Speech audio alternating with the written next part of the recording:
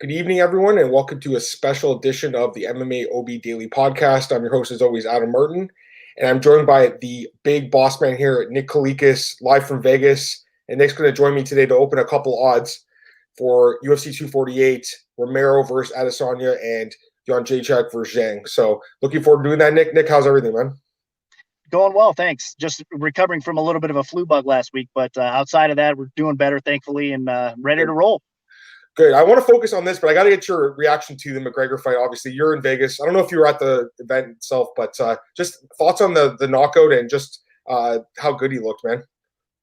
He looked phenomenal. I mean, honestly, as most of us know, I mean, a lot of us weren't shocked by the result. I mean, how quick and how flawless that was impressive. I mean, I didn't expect it quite like that, but I did think that Conor would end up with that result. So I'm glad it kind of worked out for him. I hope Cerrone is okay.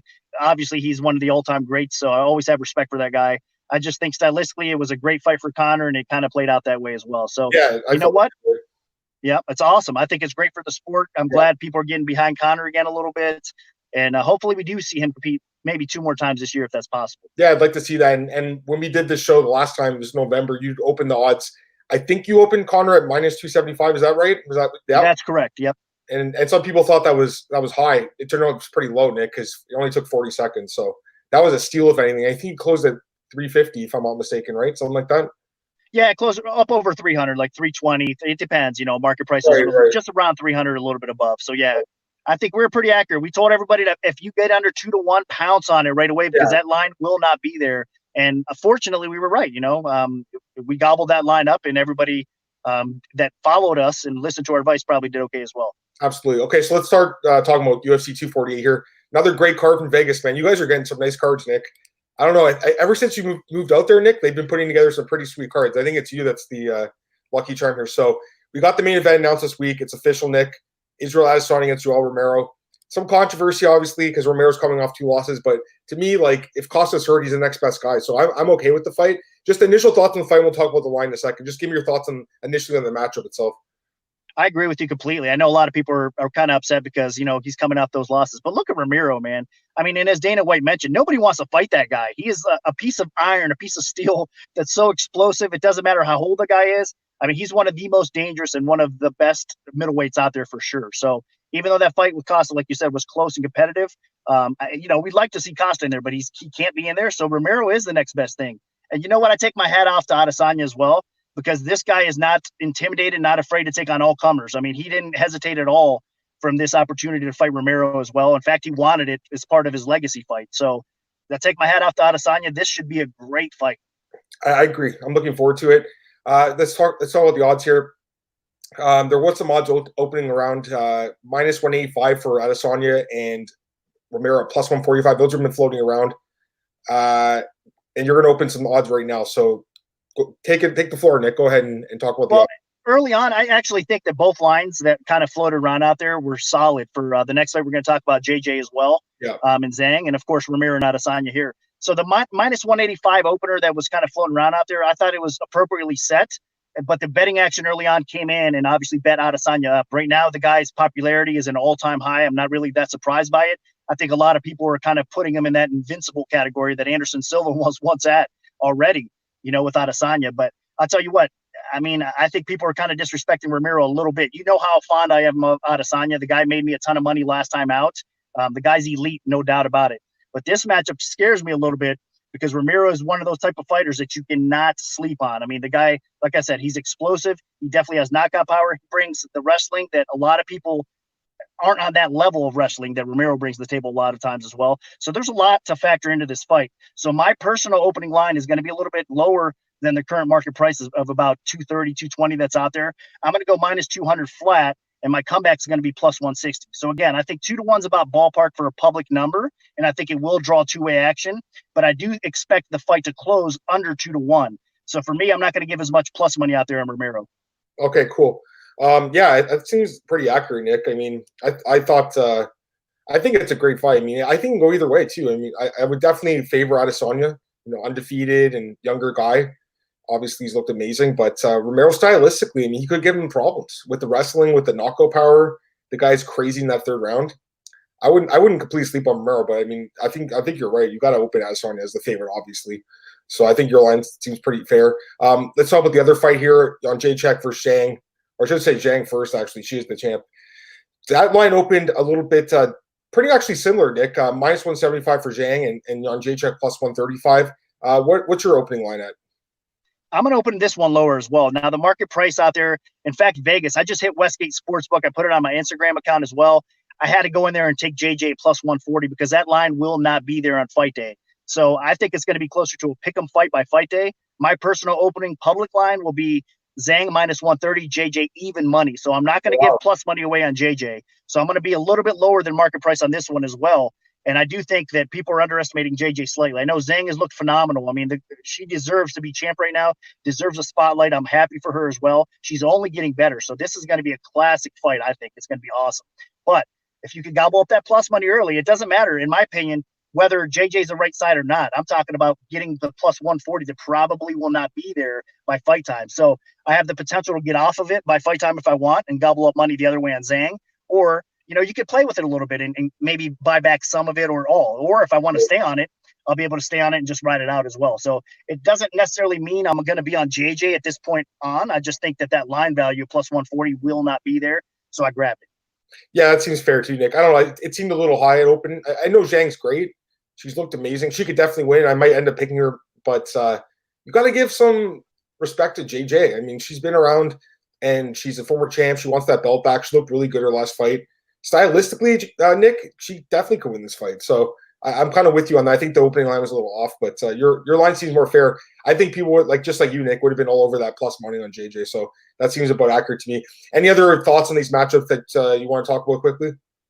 No, I mean, two fantastic fights, honestly. I think that, both scenarios right now, at least early on, it's a dog or pass situation.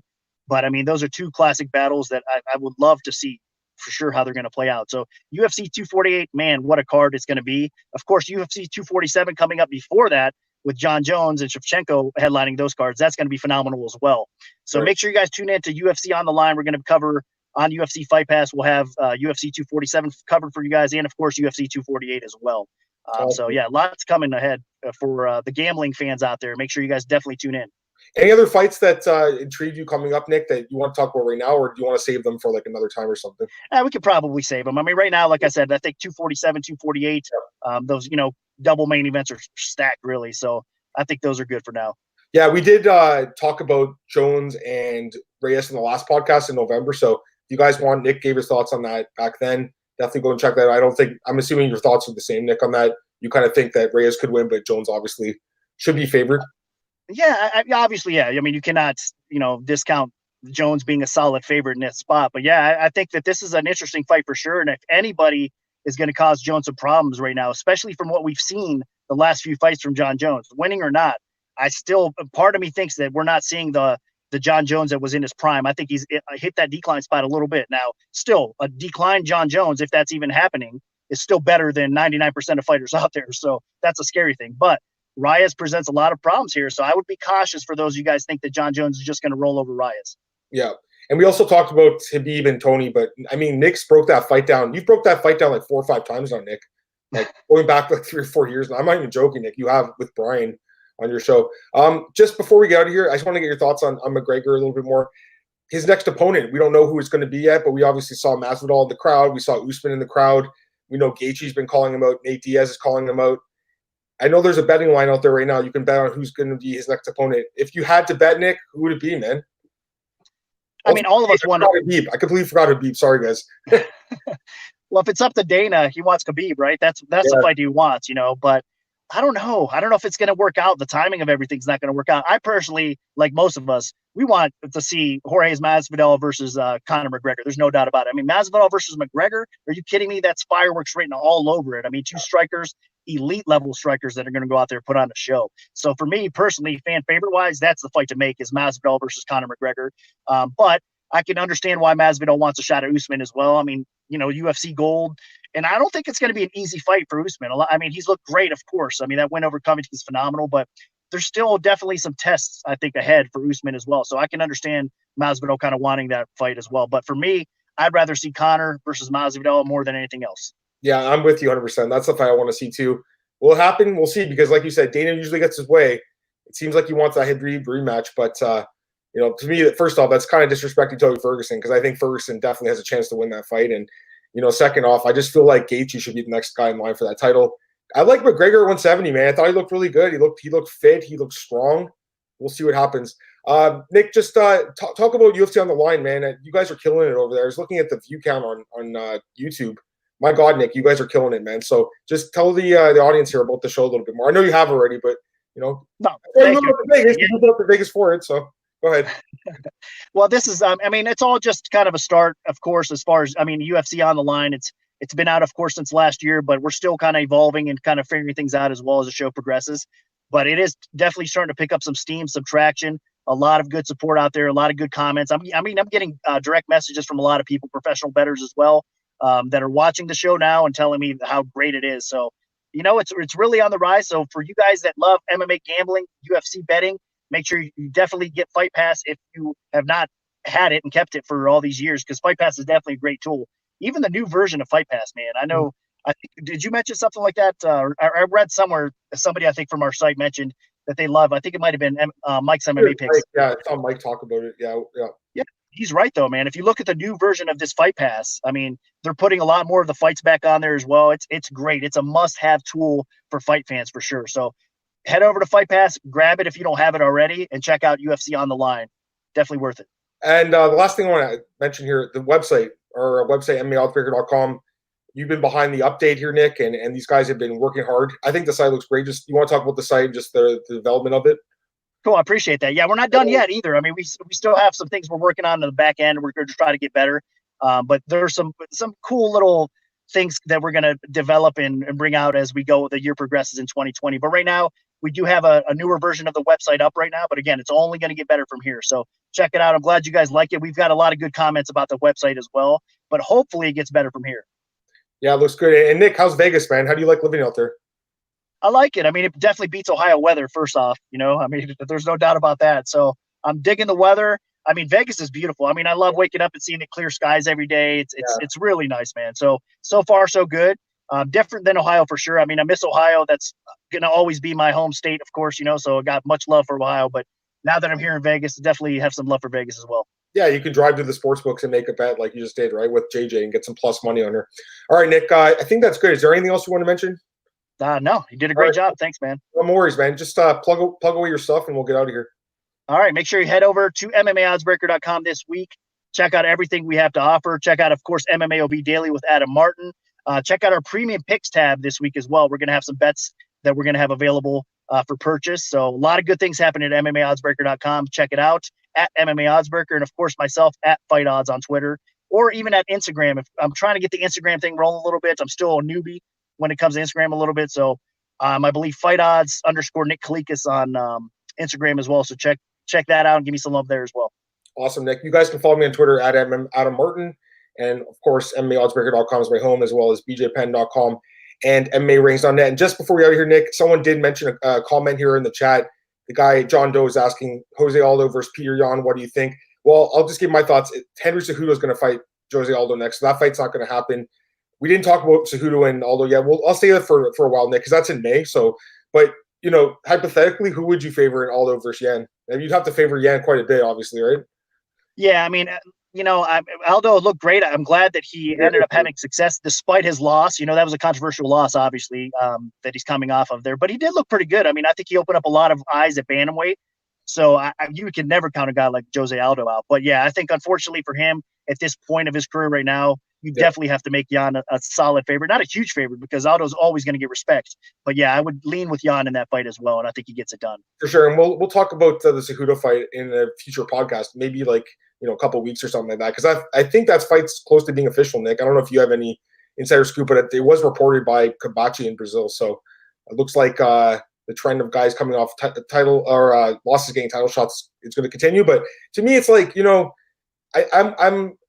I totally understand the people that are you can't give guys coming off losses title shots, but at the same time, Nick, that's a big fight. If it's going to be in Rio de Janeiro, were they really going to do Peter Yan versus Cejudo as the main event in Rio? It doesn't make sense, right? So to me, it's I totally understand where people are coming from, but you're trying to put the biggest fights together if you're the UFC, so I can see where they're coming from too.